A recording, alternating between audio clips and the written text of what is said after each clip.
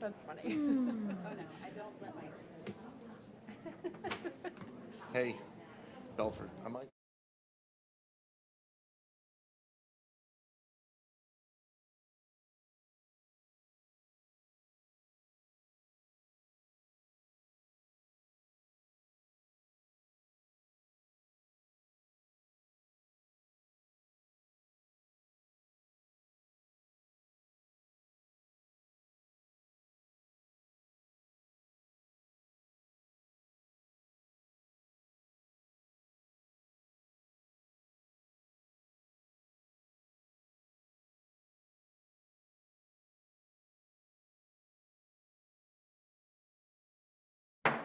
Good evening. I'm happy to welcome my fellow board members and the public and call the January 18th, 2022 school board meeting to order. This is a business meeting of the board held in the public. As such, the board is authorized to adopt rules or policies to maintain orderly conduct and proper decorum in a public meeting. Please note that your presence here is subject to those rules and policies.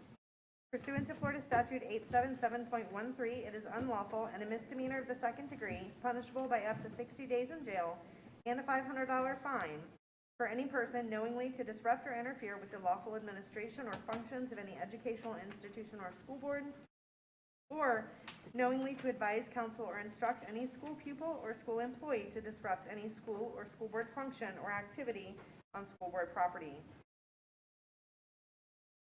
If you must leave the building for any reason, you will not be permitted to re-enter.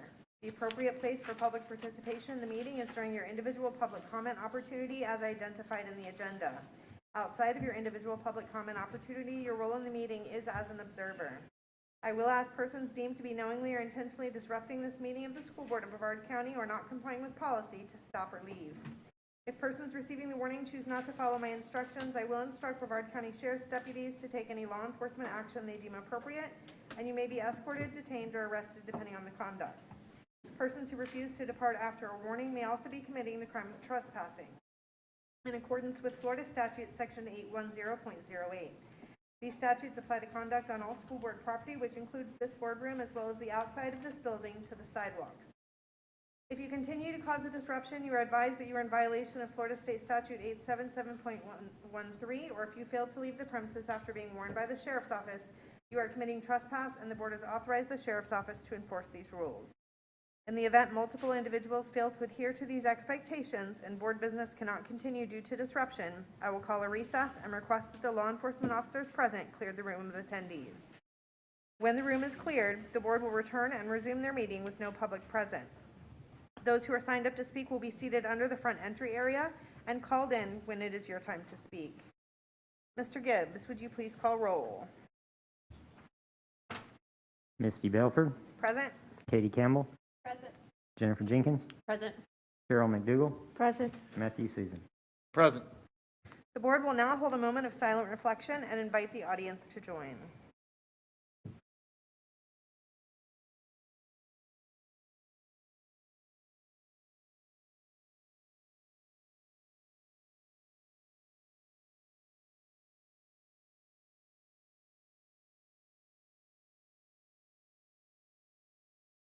Thank you.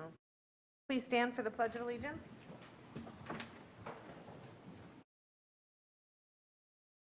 Pledge allegiance to the flag of the United States of America and to the republic for which it stands, one nation, under God, indivisible, with liberty and justice for all. At this time, I would like to offer my fellow board members and Dr. Mullins the opportunity to recognize students, staff, or members of the community who'd like to start us off tonight. Ms. Jenkins. So I just wanted everybody to be aware that Palm Bay High School is going to be hosting a Rising 9th grade meeting on January 25th from 5 p.m. to 7 p.m. And they are going to have an opportunity to highlight their new Fire Academy program as well as all the other magnet programs that they have at that high school. So I encourage you to check that out if you're in that area. And just really quickly, I know we say this all the time, but it's our first meeting back from winter break and we were kind of hit hard, we all know. So I just want to give a shout out to all of our staff members at every single level of this organization from the inside out for pushing through, carrying us through. It was really, really difficult. I had the pleasure of subbing at some of the schools for the past week and a half, and one school had 13 staff members out, and it's a tiny little elementary school, so they were hit really, really hard. Substitutes are short, and the one thing that I really appreciated at one of the schools was there were 3 parents there substituting for the day to help pick up the slack and take that burden off some of our staff members. So I appreciate all of you, and thank you for supporting our schools and our community. And again, thank you so much to our staff. It's been the most difficult 2 years. And of course, after a long winter break, that's not how you wanted to come back, but you pushed through as usual. So thank you so much. Thank you, Ms. Jenkins. Ms. Campbell? Hi. So last week I was able to attend the Florida Music Education Association conference, and I just wanted to recognize some really awesome programs and individuals from our district. There were too many Brevard Public School students in all-state ensembles to recognize all of them tonight, but I'm just going to narrow it down to a couple of things. One, 3 of our schools were recognized with the High Enrollment Award, where you have to have at least 40, for middle schools, at least 45% of your student body enrolled in a music class. And for the secondary, I believe it's 30%. Jackson Middle School and Central Middle School were both recognized. I think they have like 49 and 50% enrollment in music programs. And then Titusville High School was recognized as a high school, and it goes for 3 years. So congratulations to all the music teachers at those schools and administrators and counselors who allow those schedules to be flexible enough for those students, that many students to participate. But congratulations, those 3 schools. And then I did want to highlight one family. Like I said, we had too many all-state students to recognize, but I wanted to recognize one particular family. This family has 4 children in our schools, and I was talking to the mom, or I saw the mom share this week that years ago, the children all realized that they would have 1 year when all 4 of them could make All-State at the same time. And it was this year. And they did it. Nice.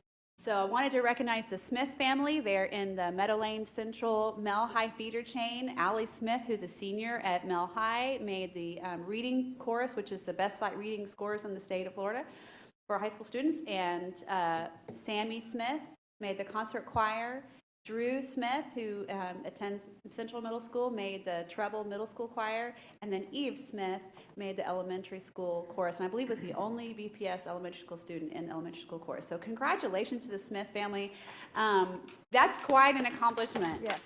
So they also are super supportive of all the arts in our district and in our community, as well as other organizations that support music in our area. So we're just really proud of all of them and their parents for the task they had last week of running all over downtown Tampa from concert to concert and rehearsal to rehearsal. So congratulations.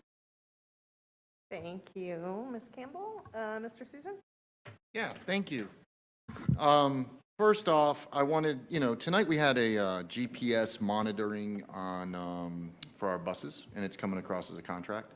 And it gave me an opportunity to stop and say thank you for all the hard work that Dr. Miller, who took over our transportation department years ago, did. Not many people understand the story behind Dr. Miller, but he was a principal, went into retirement, and then was asked to come back and head our transportation system.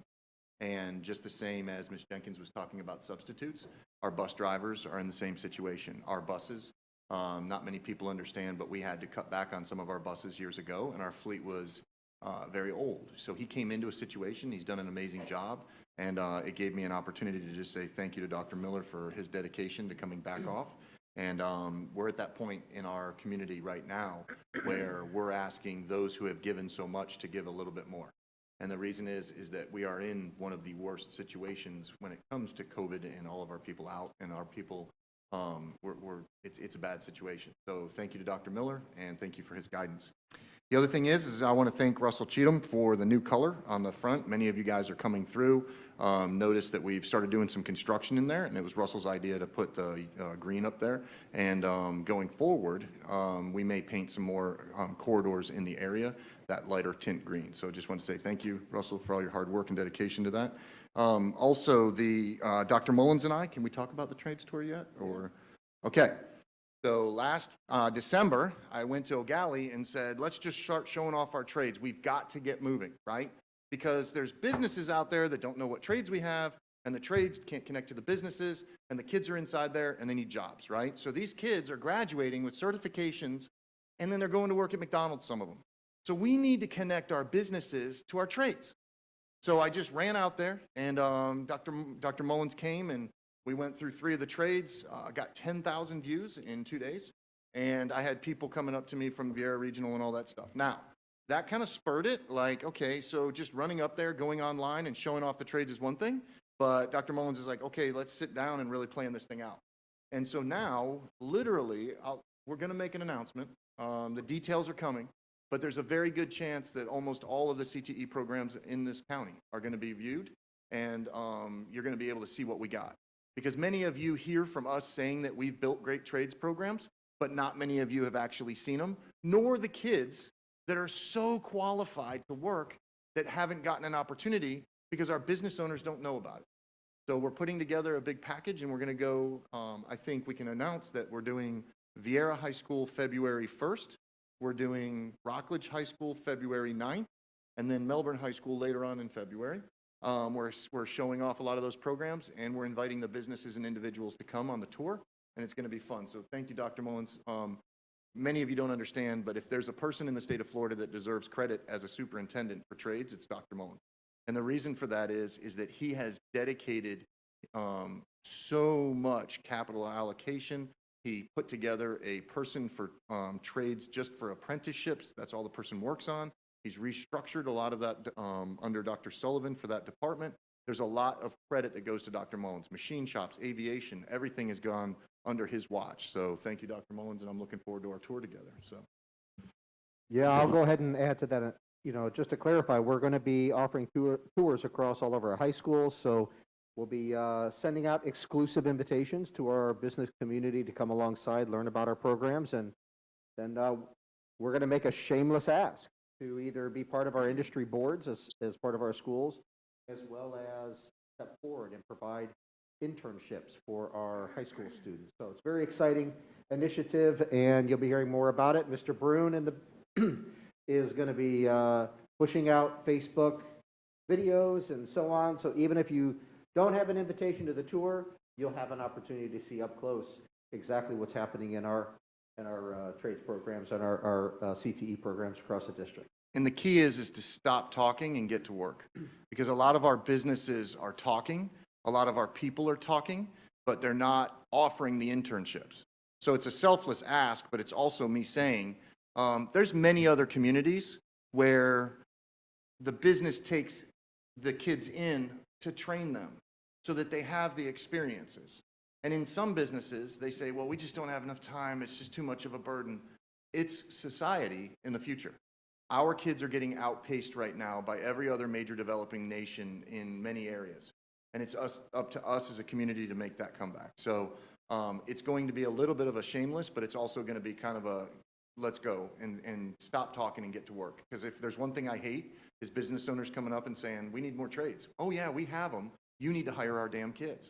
So that's what we're going to be doing. So we're going to show it off, and then we're going to tell them that we need to have their support. And we would appreciate your support to telling those businesses to get to work too. Last thing is that I wanted to get your guys' gauge on this, and maybe this is more at the end of the conversation, but we're in full mode up in Tallahassee right now with the session. And we had a legislative plan. We talked about certain things, right?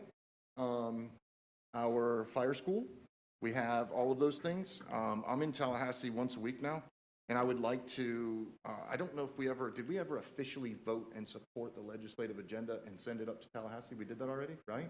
We already did that. So I think we need to kind of come up with a game plan of how we're going to advocate for our district consistently, right? So like, what is our plan? Who are we talking to? Let's support our legislators. Tyler Soroy has the firefighter school. What are we doing to help him, right? We have some of these other issues. Teacher pay is becoming a major issue right now, right? What are we doing to show our support for them during this time? So I would love that discussion, but I'll collaborate in any way that I can, all right? And I think that's it for me. I've talked too much. You talked a little bit too. All right, I'm done. Thank you, Mr. Susan. Great segue. One of my recognitions this evening is actually Representative Soroy.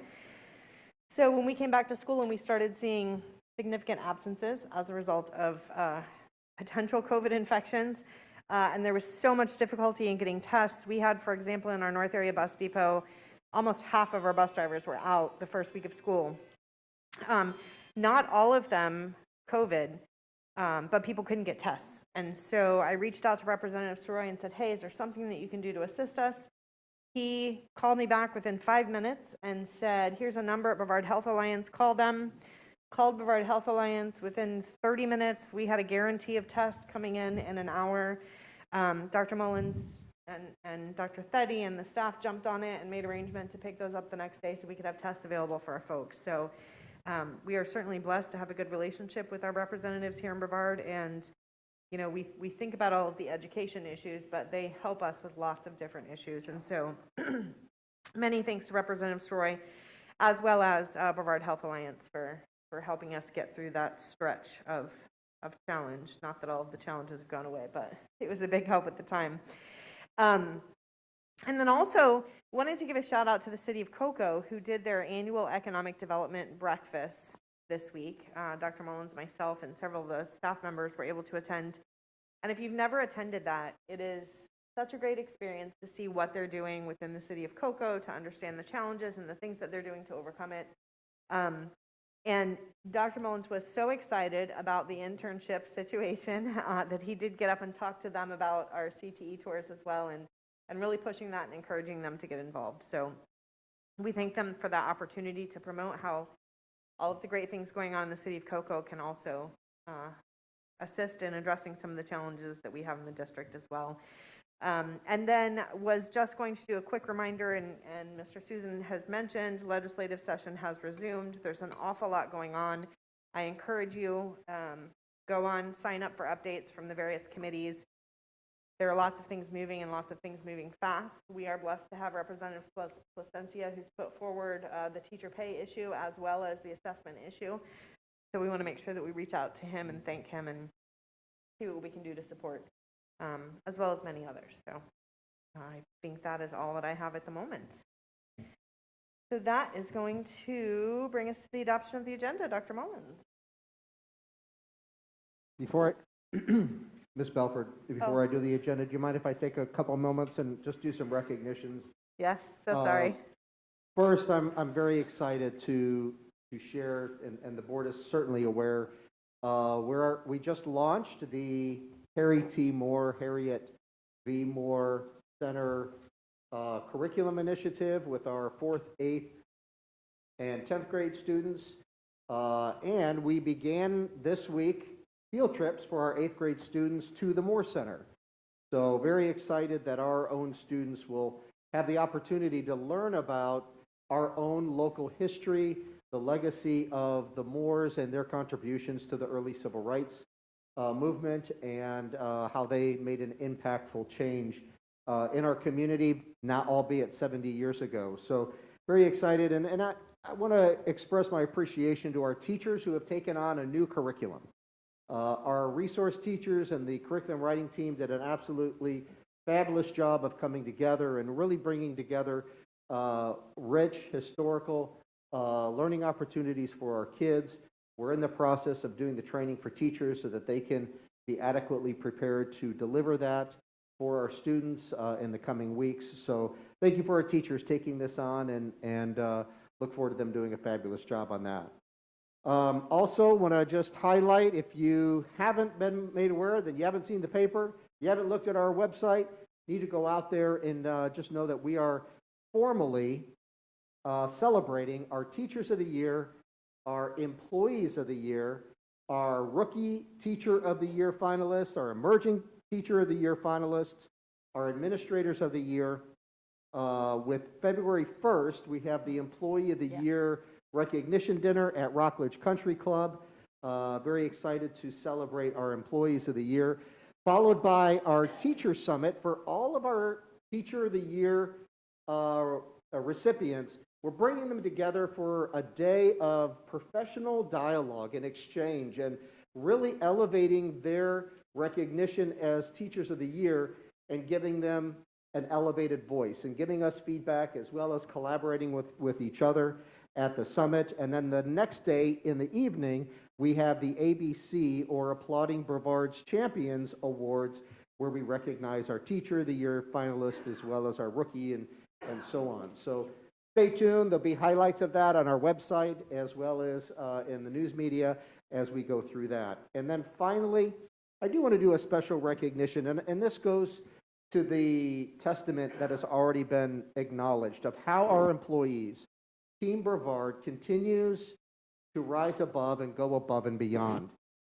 On January 12th, after attending a meeting at one of our high schools, Major Brian Neal and one of his sergeants, Alan Morrison, were traveling near an elementary school when they saw a young elementary student darting across the street, fell, sprawled out into the street, obviously hurt, kind of stumbled into the intersection. They immediately put on their lights, they stopped traffic, they intervened, got the student in safety and in care and attended to the situation. They were the community leaders we know them to be. Thank you for always being on duty, no matter where you are and in what situation. So Major Neal, appreciate you. Sergeant Morrison, thank you for continuing to represent our community in such a great way. Thank you, Ms. Belford. Thank you, Dr. Mullins, and that will then bring us to the adoption of the agenda. All right, with that, Ms. Belford and members of the board, on this evening's agenda, we have administrative staff recommendations, 25 consent items, 6 action items, and 20 information items. Changes made to the agenda since it was first released to the public on Tuesday, January 11th, 2022 are as follows. Item F10, student expulsions, was added and revisions occurred on item A7, administrative staff recommendations. Item F9, meeting minutes. Item F12, instructional staff recommendations. Item F15, Rockledge High School's World Championship Robotics Field Trip. Let me just repeat that because it just sounded awesome. Rockledge High School's World Championship Robotics Field Trip. Go Raiders. Item H51, Board Policy 2410, School Health Services. And H54, Board Policy 3215, Smoking and Tobacco-Free Environment. What are the wishes of the board? Moved by Ms. Jenkins, seconded by Ms. Campbell. Is there any discussion? All in favor, please signify by saying aye. Aye. Aye. Any opposed, same sign. The motion passes 5-0. Dr. Mullins, will you please let us know about the administrative staff recommendation? Ms. Belford, members of the board, there are 3 items for the board to consider. What are the wishes of the board? Move to approve. Second. Moved by Mr. Susan, seconded by Ms. McDougall. Is there any discussion? All in favor, please signify by saying aye. Aye. Any opposed, same sign. Motion passes 5-0. Dr. Mullins? At this time, I would like to recognize 3 of our employees who have retired, as the board just approved. I'd like to recognize Karen Strickland on her recent retirement from the position of Director of Budgeting in Cost Accounting and FTE. Also want to recognize Mary Ellen Ganopoulos on her retirement from Assistant Principal at Cocoa Beach Junior Senior High School, effective February 18th. Thank you, Dr. Mullins. All right, that is going to bring us to the public comment portion of the meeting on agenda items specifically. Those of you not speaking specifically to agenda items will have your opportunity to speak later in the meeting. We're not skipping over you. We have got 11 speakers signed up for agenda items. One of our speakers, it is actually not an agenda item, so that speaker will be moved to the non-agenda item grouping. So that gives us 10 speakers, meaning each speaker will receive 3 minutes to speak this evening. Please note that the time limit is per speaker, not per agenda item. Topics not specific to agenda items will be moved to the non-agenda portion of the meeting. We have a clock in front of me to help you keep track of your time. When your time is over, you will be asked to stop and allow the next speaker his or her turn. Always keep in mind that reasonable decorum is expected and your statement should be directed to the board chair. The chair may interrupt, warn, or terminate a participant's statement when time is up. It's personally directed, abusive, obscene, or irrelevant. Should an individual not observe proper etiquette, the chair may request the individual leave the meeting. I'll call up 3 speakers at a time, and if you guys could kind of get on deck on this side of the room so that we can move through. First 3 speakers are Catherine Delaney, Terry Takacs, and Sarah Mursky.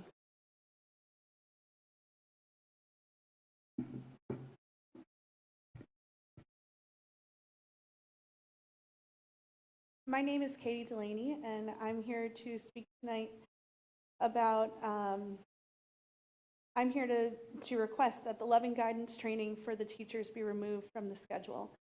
This is $79,500 that is going to CRT training for our teachers.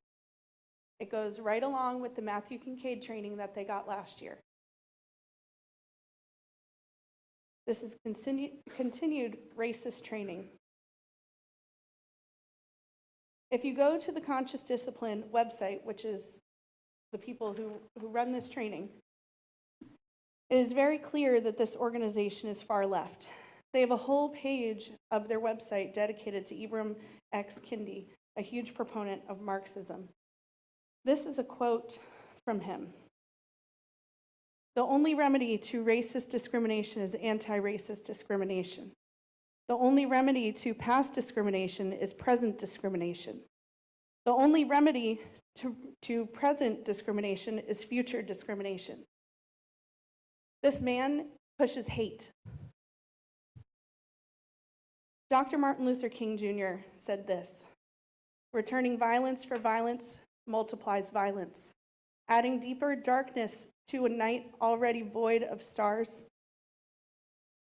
Darkness cannot drive out darkness. Only light can do that. Hate cannot drive out hate. Only love can do that. I'm switching gears because it was made clear today during the workshop that the language for H44 is too loose and needs further revision. This is not a black and white issue. This is a very gray issue. The language is too loose. We need clear language that's going to protect our girls and their sports. Girls all over the country are losing their scholarships because of biological boys going on girls' teams and getting their scholarships to college. Our mothers fought for decades to get women's rights. This is ridiculous. I just want to point out again, $79,000 for this teacher training, $1,500 per teacher. 53 teachers are assigned to go to this training. That's not even one teacher per school. We looked on the website, $79 for the whole year could have gotten these teachers full access to everything. So why are we spending $1,500 per teacher to send them on a vacation? Thank you. Thank you, Ms. Delaney. Mr. Cox?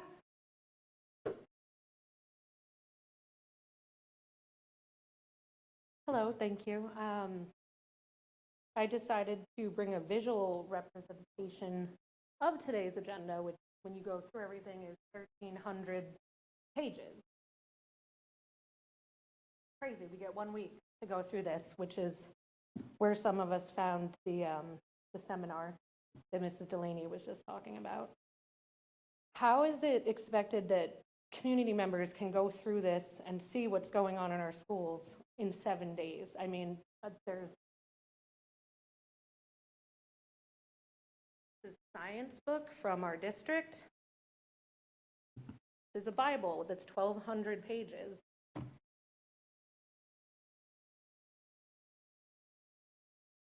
And this is the agenda. It's just crazy to me that we're given 7 days to go through it, especially when things like this seminar are buried in it. When you go to the website of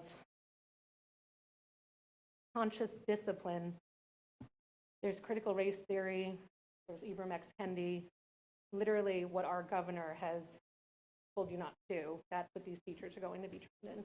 And I get it, it's not going to the kids, but the teachers are trained in it to implement it in the classroom. So I ask that for future notice, maybe we could get it earlier.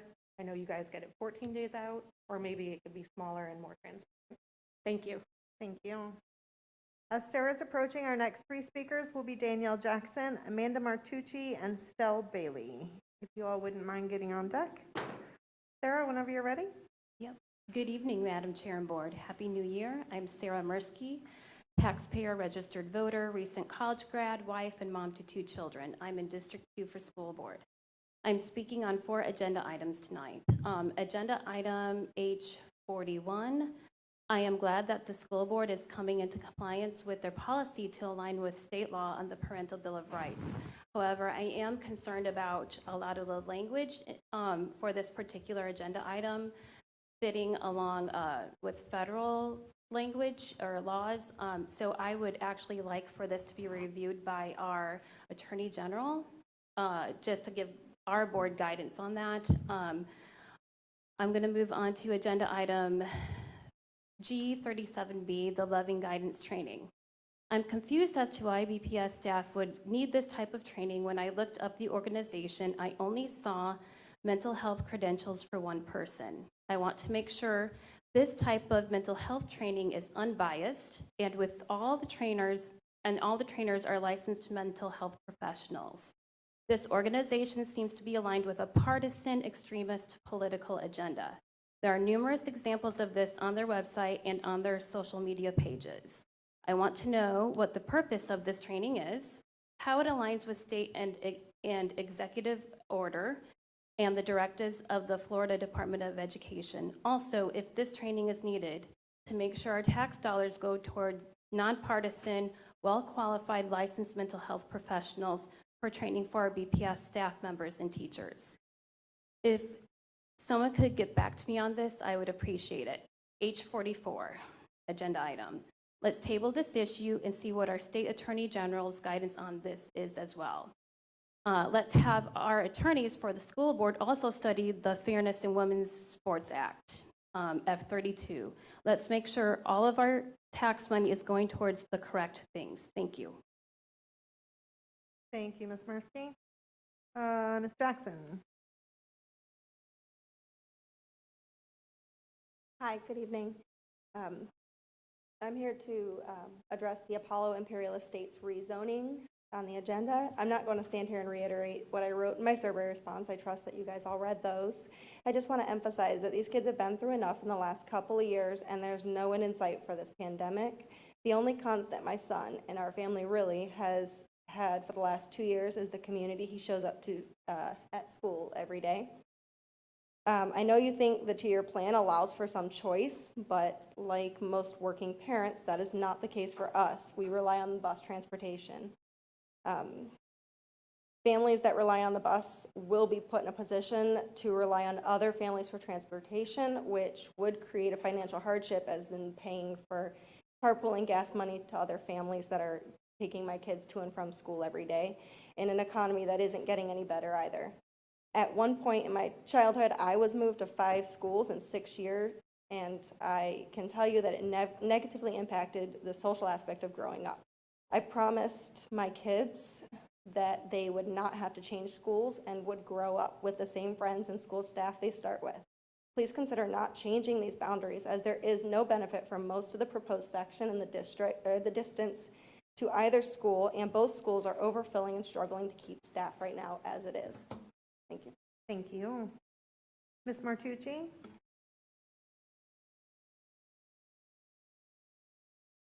First, good job on saying my last name.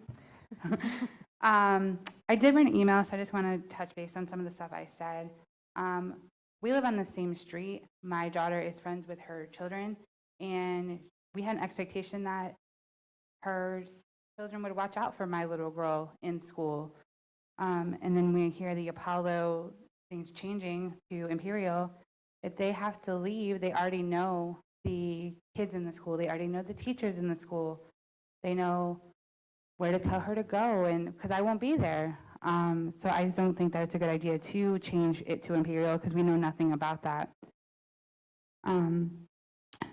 Like she already reiterated, the children have been through enough on this year and these past 2 years, and it's just hard to go through all that. I also looked at some stats. The social economic stuff, Apollo has a better rating than Imperial Estates does for social economic. They do more. They have a higher rating scale for kids of lower income, lower families. They push more and they do more with that program. Imperial Estates is already struggling. So why put 50 or 100 more kids in their school when they are already struggling? Thank you. That's it. Thank you. As Ms. Bailey is approaching, Charles Middleton, you are on the, you're signed up to speak under student discipline, which is not actually an agenda item that we're discussing this evening. There's no item associated with that, so you'll be moved to the non-agenda speakers. So our next three speakers will be Chelsea I'm not going to do such a good job with this name, I'm sure. Chelsea Parvianen, Jennifer Strafford, and then Sean Sema. Ms. Bailey? Hi, my name is Stella Bailey. I'm here to talk on F33, which is about the formerly used defense site and improving the right of entry form. I am the executive director of Fight for Zero, a nonprofit organization that works on environmental health here in Florida, and especially Brevard County. This is where I grew up. I worked on the Satellite Beach cancer cases, and I also played a pivotal role in getting the formerly used defense site established and the investigation going in South Patrick Shores.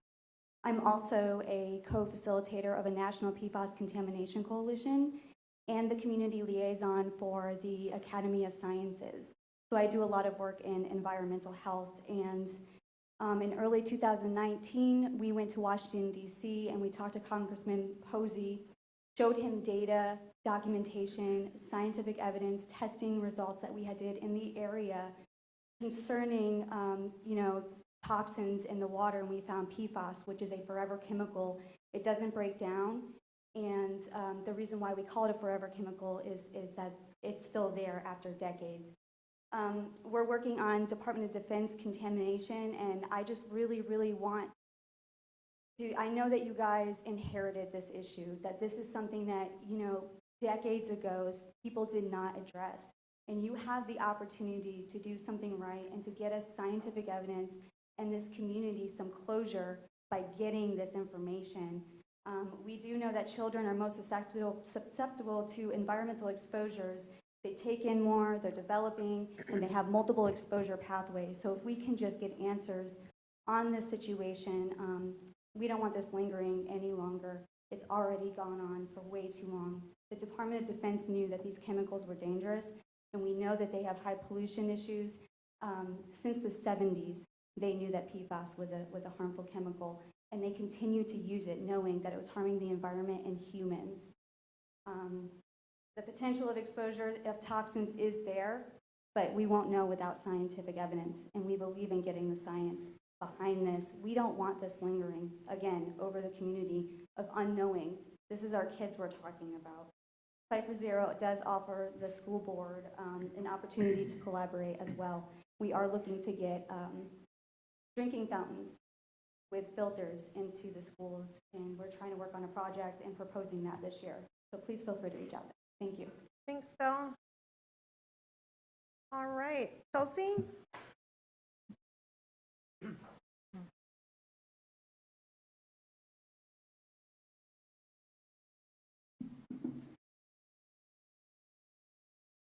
All right, my name is Chelsea Parvianen, and I'm a concerned taxpayer citizen here in Brevard County. I've lived here my whole life and have seen a lot of changes. I address this room right now on the F32 and H44. I'm a former Vieira High School soccer player, and I can't imagine going against boys during my match. All my friends would have lost their college scholarships, by the way. So I'm here to address the George Soros money that is now here in our school board district. Okay, the George Soros money. Don't cut my mic, please. CRT's here, but Floridians are smarter than that. You can't divide us from race. We know it's about economics. So Chelsea, I am going to interrupt you for just a second because I just need some clarity. I have you down for speaking on H44, which is our non-discrimination policy. Okay. And then you also said F32, which is actually a modification to our sales surtax plan. So if you could keep your comments focused on those two for me, okay? Yeah. Thank you. So you follow the science, right? Not pseudoscience. You have to look at the science of the male anatomy when you are allowing them to play against women in sports. God made man and woman. That's facts.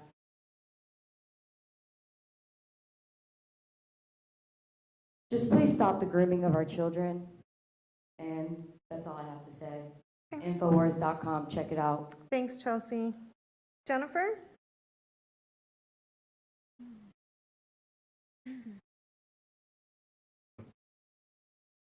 evening, Jennifer Stratford, residence voter, also sophomore at Satellite High School. I just want to quickly address that I am speaking on the board policy 2266, sex non-discrimination based on sex. I ask that you guys table this until after it is further reviewed by our state attorney general's office for further clarification.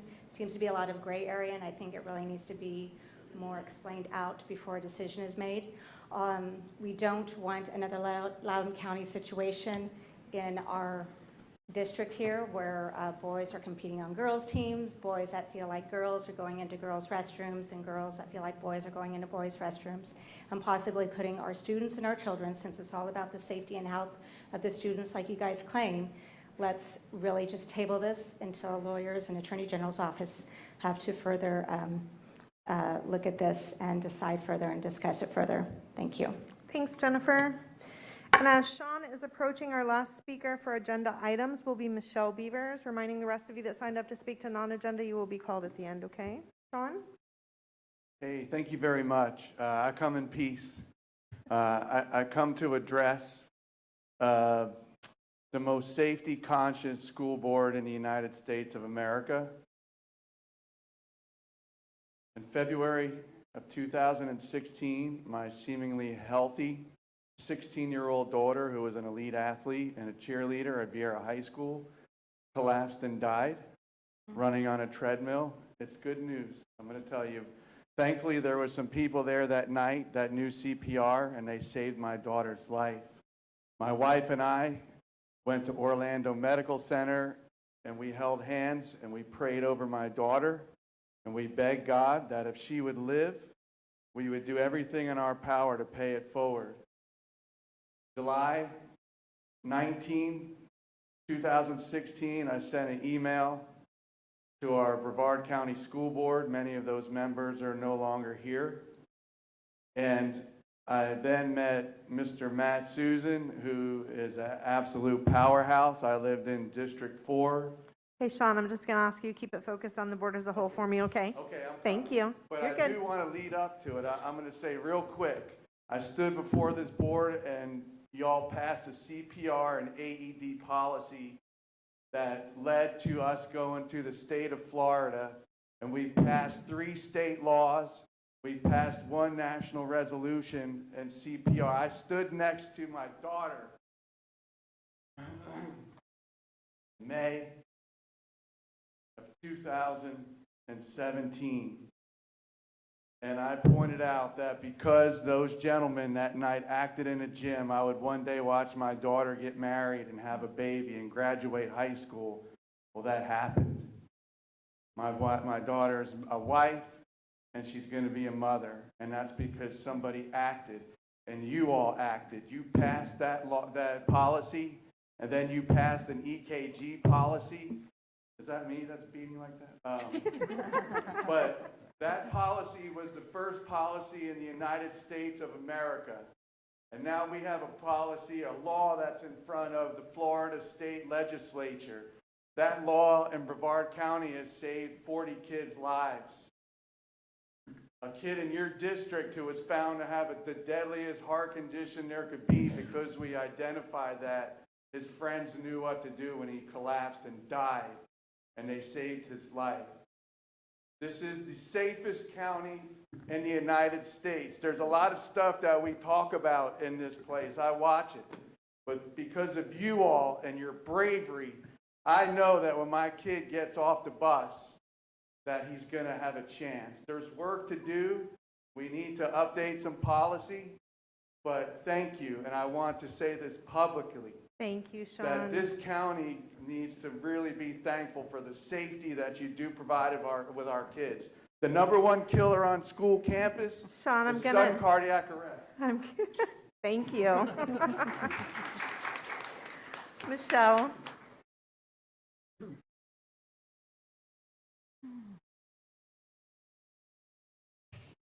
Beavers.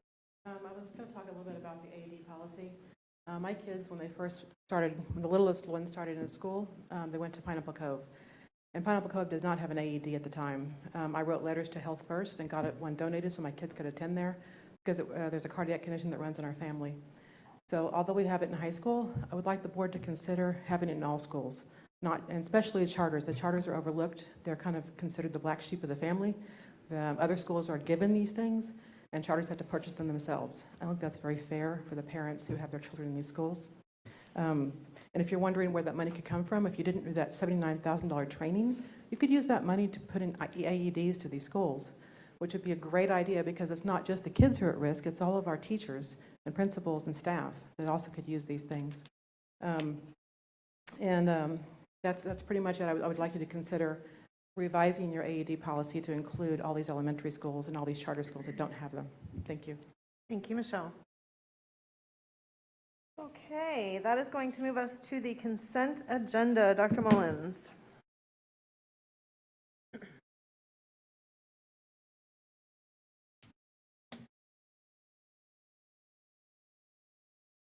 There are 25 agenda items under this category.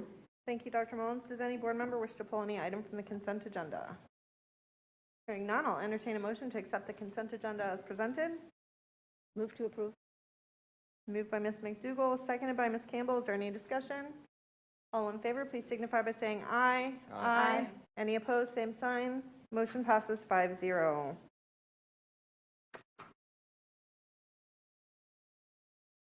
All right, Dr. Mullins, will you please let us know about the items under action? Yes, Madam Chair, there are 6 items under this category. The first one is on Katie Campbell's FSBA travel confirmation. What are the wishes of the board? Move to approve. Second. Moved by Mr. Susan, seconded by Ms. McDougall. Is there any discussion? Hearing none. All in favor, please signify by saying aye. Aye. Aye. All opposed? Is that an aye, Mr.? Yes. Okay, sorry. Kinda came out. All opposed, same sign. Motion passes 5-0. I don't think so. Mr. Gibbs, do we have to have public comment on Ms. Campbell's travel? I think it was Not in my script. Well, As long as they have an opportunity before it is approved, you can, so if they had an opportunity right before. I love you, but I don't want to talk about you. All right, Dr. Mullins. The next item is on procurement solicitations. What are the wishes of the board? Move to approve. Second. Moved by Mr. Susan, seconded by, I think I heard Ms. Campbell. Any discussion? Hearing none, all in favor, please signify by saying aye. Aye. Any opposed, same sign. Motion passes 5-0. Dr. Mullins, The next action item is on department school-initiated agreements. what are the wishes of the board? Second. Moved by Ms. Jenkins, seconded by Ms. McDougall. Is there any discussion?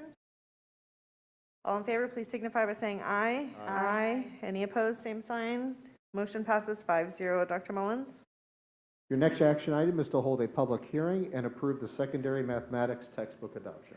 Is there anyone present this evening who wishes to address the secondary mathematics textbook adoption? Is there anyone present this evening who wishes to address the secondary mathematics textbook adoption?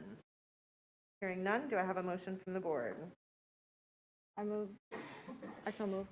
Ms. McDougall moves to approve. Is there a second? Seconded by Ms. Campbell. Is there any discussion? All in favor, please signify by saying aye. Aye. Any opposed, same sign. Motion passes 5-0. Dr. Mullins? The next action item is to hold a public hearing and approve the elementary mathematics textbook adoption. Is there anyone present this evening who wishes to address the elementary mathematics textbook adoption? Is there anyone present this evening who wishes to address the elementary mathematics textbook adoption? All right, board, I will entertain a motion to approve. Move to approve. Moved by Ms. Campbell. Second. Seconded by Ms. McDougall. Is there any discussion? All in favor, please signify by saying aye. Aye. Any opposed, same sign. Motion passes 5-0. Dr. Mullins? The last action item is to hold a public hearing and approve the attendance boundary proposals for school year 2022, 2023, and 2023, 2024. Is there anyone present this evening who wishes to publicly address the attendance boundary proposals for school year 2022, 2023, and 2023, 2024? Is there anyone present this evening who wishes to publicly address the attendance boundary proposals for school year 2022, 2023, and 2023, 2024? All right, hearing none, I'll entertain a motion from the board. Moved by Ms. Campbell, seconded by Ms. McDougal. Is there any discussion? All in favor, please signify by saying aye. Aye. Any opposed, same sign. Motion passes 5-0. All right, we will move on to the information agenda, which includes items for board review and may be brought back for action at a subsequent meeting. No action will be taken on these items tonight. Dr. Mullins.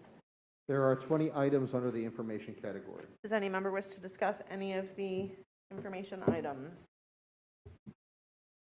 All right, does any board member have board member reports? One after Ms. Can I McDougal. go? Absolutely. You're vice chair. So funny. So, I just want to bring to people's attention that, oh, I forget. Darn. I just want to bring to people's attention that this, from Misty Bland, Director of Alternative Sites, she put out a memo to remind people that it is the National Human Trafficking Prevention Month. And according to the Florida Department of Education, I don't know if we all know this, Florida is the third in the nation for reporting human trafficking cases. So as a collaborative effort with our ESF departments working together to offer age-appropriate curriculum and instruction for students K through 12, as directed by the State Board of Education, Rule 6A-1.094-124 FAC, I just want to let people know that this is an issue that I think many of us know and are familiar with, but I wanted to bring attention that this is National Human Trafficking Prevention Month. And I have a telephone number that you can reach out for if you should need it, and for a hotline if anybody wants to see me afterwards for the hotline number. But I just thought we should bring that to people's attention. Thank you, Ms. McDougal. Mr. Susan? Yeah, I just, I wanted to, so Mr. Sema came in here and he was speaking, right? And he's very emotional and his speeches get me emotional. And I don't think some things came across that I think he wanted to say. So I was going to say them for you, Sean. He has passed 3 laws on his own in Tallahassee. Representative Latvala, who is the chairman of the Education Committee, said that he is the most effective lobbyist in Tallahassee, and he does it for free.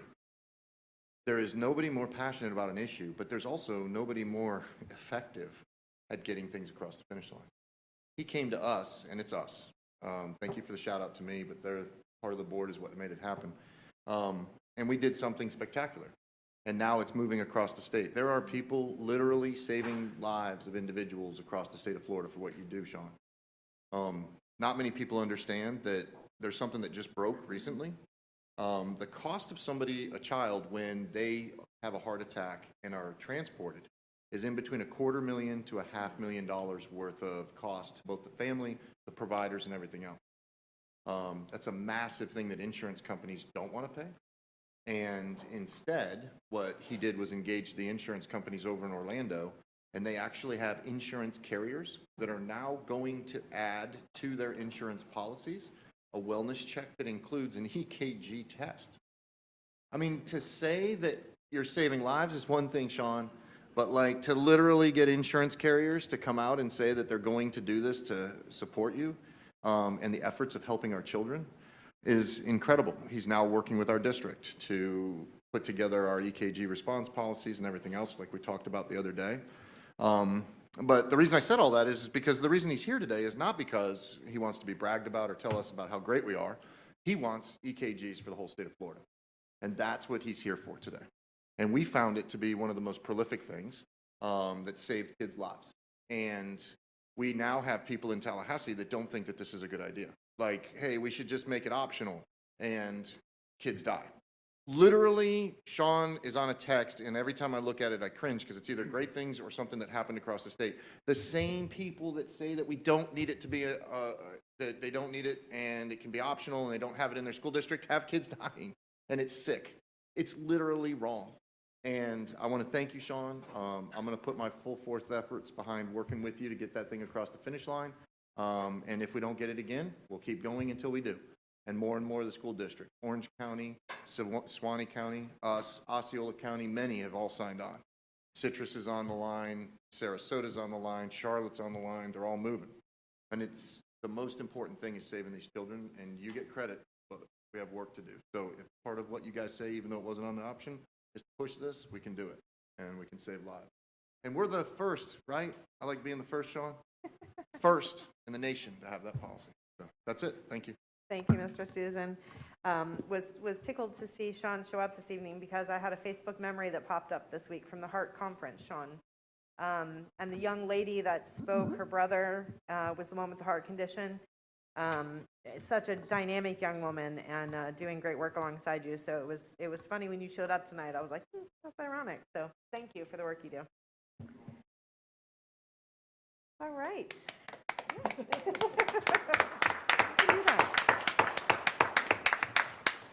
All right, any other board discussion items? Dr. Mullins, do you have a superintendent's report? Wait. Oh, sorry, Ms. Campbell. I didn't mean to skip you. I know we got the email about all county concerts. Sorry to beat the music drum tonight, haha. But next weekend is all county weekend, and so if you guys can come to at least one concert, you will just be thrilled. The chorus concert, I believe, is in the early afternoon, and then the orchestra concert in the late afternoon, and that night the band concert featuring the best of the best across Brevard in all three of our music performance areas. So you guys take advantage of free tickets. Email Ms. Orr and let her know that you'd like to come. It's going to be a great week. And Ms. Campbell, maybe we can just have staff follow up with us after the meeting, but I think, because I was going through my calendar last night, I think we had to request tickets by the 14th, so. Well, some of us missed the deadline and got some anyway. Okay, so we will reach out and see what can be arranged. Thank you very much for bringing that up. We appreciate it. All right, Dr. Mullins, superintendent report? I don't have a full report, but I did want to add to our accolades earlier this evening of our career and technical education and trades programs across the district. You know, some recognitions were made in haste, and we need to center our appreciation and commendation where Dr. Sullivan, secondary leading and learning assistant superintendent, her team under her leadership, Rachel Rutledge, Grace, I never get Grace's last name, Grace Savetic, that's it. Grace is the workplace-based coordinator and is continually working in our community. Rachel Rutledge, you remember her, dynamic gal who came and shared about our CTE programs probably, I don't know, half a year, 6 months ago. I'm out in the community a lot, but I'm almost beat by them. And they're just out all the time. Met with EDC last week, talked with manufacturing companies about how they can partner with our programs. Just great work going on behind the scenes, making opportunities available for our kids. So had to give those shout outs as well. So thank you. There's one more. Janice Schultz, who retired, that built all of the footprint for what we have. So she deserves the credit there too. Awesome. Thank you very much. Anything else? All right, then we are going to be moving into our non-agenda public comments. Each speaker is limited to 1 minute. We have a clock in front of me to help you keep track of your time. When your time is over, you'll be asked to stop and allow the next speaker his or her turn. We'll hear from the speakers in the order in which they signed up, including those who may be waiting outside, although I think we still have some empty seats this evening. As stated earlier, reasonable decorum is expected at all times, and your statement should be directed to the board chair. Should audience participation interfere with speakers being heard or hearing me, I'll be forced to clear the room. When I call your name, please line up along the east wall of the boardroom to facilitate the smooth transition of speakers. And we will begin with our first 3 speakers, Catherine Delaney, Sarah Mirsky, and Bernard Bryan.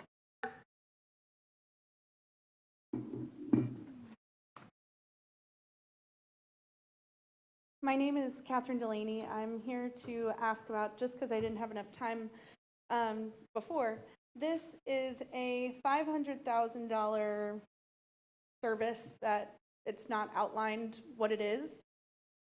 So I've emailed, I'd like to know specifically what services warrants a $450,000 difference from our previous year. Secondly, if and when the Stop Woke Act gets passed in legislation, that training that you all just approved will be against that. So now you're opening us up again to litigation. I just hope that you guys stop wasting our money, please. Thank you. Thanks, Katie. Sarah?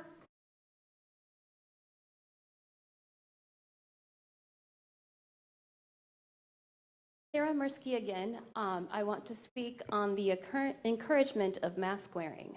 It seems that it is currently against the law to, quote, strongly encourage mask wearing at the district level of any kind. It is squarely at the parent's sole discretion, as your current mitigation plan for the second semester also suggests to, quote, strongly consider taking the COVID-19 vaccine. I strongly consider the district and the school board not give medical advice unless they are licensed to practice medicine in Florida.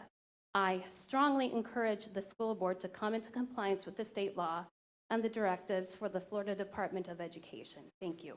Thanks, Sarah. As Mr. Bryan's approaching, our next three speakers will be Clinton Branch, Ronald Shaw, and Chris Bird. Mr. Bryan. Thank you, Board, for allowing me to speak today. I just want to thank Sean for what a powerful testimony of kids that are being saved. But I also want to let the board know that other children need help as well. Just wanted you to be aware that I spoke with a young senior student about 12 months ago. She said, Mr. Bryan, I had my first black teacher when I was in 12th grade. So can you imagine being in the Brevard Public School System, seeing your first black teacher? I want to just talk about diversity. When I look at the overall black population, they are about 15% of the population. Right now, the Brevard County School System has only around 3 or 5% of black teachers. In the administration, you only have 3%. Though our kids need to see diversity. Thank you, very Mr. much. Bryan. We appreciate it. Clinton Branch.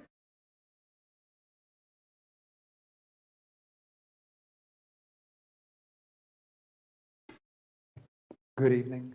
I'm a believer in Jesus Christ here, and I'm going to speak from that point of view. I don't know if there are other believers up there, but I do want to make a point here. I've got my Bible, something that's missing desperately from our school system. I understand it can be taught in the school as long as you adhere to certain pretty strict rules, but you can teach the Bible in public school. So I just bring that forth. Please consider that in the future. When we gather together in the morning, many of us spend time praying for you all. Our prayer focus is that God would give you the wisdom to make the right decisions for our children and our future, because we all have a responsibility, and you have a particular responsibility to the children, and we're losing them. We're losing at the soul of this generation. All I can say is there's a difference between right and wrong, and pointing that out is not hate speech or domestic terrorism. Thank you, Mr. Branch. We appreciate that in the prayers. Mr. Shaw. Good evening. I'm Ronald Shaw, the first vice president of the Brevard Alliance of Black School Educators, also known as Brevard ASBE. Brevard ASBE is affiliated with the National Alliance of Black School Educators, the nation's premier nonprofit organization devoted to furthering the academic success of our nation's children, particularly of African descent. We are celebrating our 5th year of being organized in Brevard County this month. We have sponsored various events throughout the county, Teacher Appreciation Week at Emma Jewell School, Southwest Middle School, Madison Middle School, Financial Aid and Literacy Night at Cocoa High School, support needy families during holidays, back to school drives at Gulfview Elementary, Sherwood Elementary, Cocoa High, Head Start. We meet every 4th Monday of the month at 6:30. For more information, we can be emailed at brevardabse@gmail.com. Thank you. Thank you, Mr. Shaw. As Chris is approaching, our next three speakers will be Stephen Rainey, Michelle Beavers, and then Charles Middleton. Chris? Good evening, Chris Bird, District 2 parent. I would like to draw attention to something that I've emailed you all. This was back in end of October, beginning of November. I was asking a question about closing the achievement gap using CDOs, and referred you to an article on research conducted by the Heritage Foundation using findings from the National Assessment of Educational Progress and the National Center for Education Statistics. They looked at, over the course of 10 years, all schools who have hired chief diversity officers over the course of 10 years. Not only did they not close the achievement gap, it actually widened. So I sent those articles. I asked for statistics showing what evidence we had that this would improve the achievement gap. Dr. Mullins did reply, but what he sent me was not what I asked. And I did email you 2 more times, and I'm just requesting more information. Thank you, Chris. Stephen Rainey?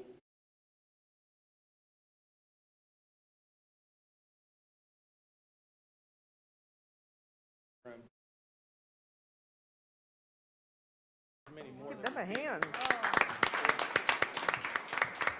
There's many more that would be here and expressed interest here. They still run route. My name is Mark Rainey. I'm a member of or constituent of Matt Sussman's area, and I'm one of the 323 remaining bus drivers that we have. Our bus drivers drive 6,900 route miles a day. They average about 103 miles a day. That's 6.5 million miles a school year, and they deliver 1/3 of your registered students. That's 5,200 stops between all the drivers per day, delivering 24,000 students a day. Okay? The national average for these guys is $21 an hour. We're not here asking for a raise for them. We're here to ask you to consider a starting pay average that will allow us to recruit and retain and keep retention.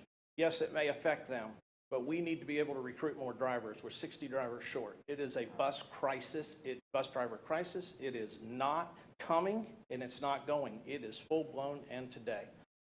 That I thank you. Thank you, Mr. Rainey.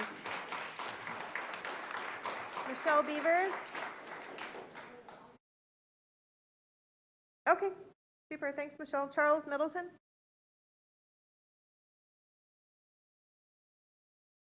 Hello, I'm Charles Middleton. I have a PhD in laser physics, and I'm the genius who couldn't figure out the agenda correctly. So thanks for this amount of time. I'm also a CTO of a small business that has hired an intern from Brevard Schools, and we're incredibly happy. Worked out great, and I advocate that for everybody.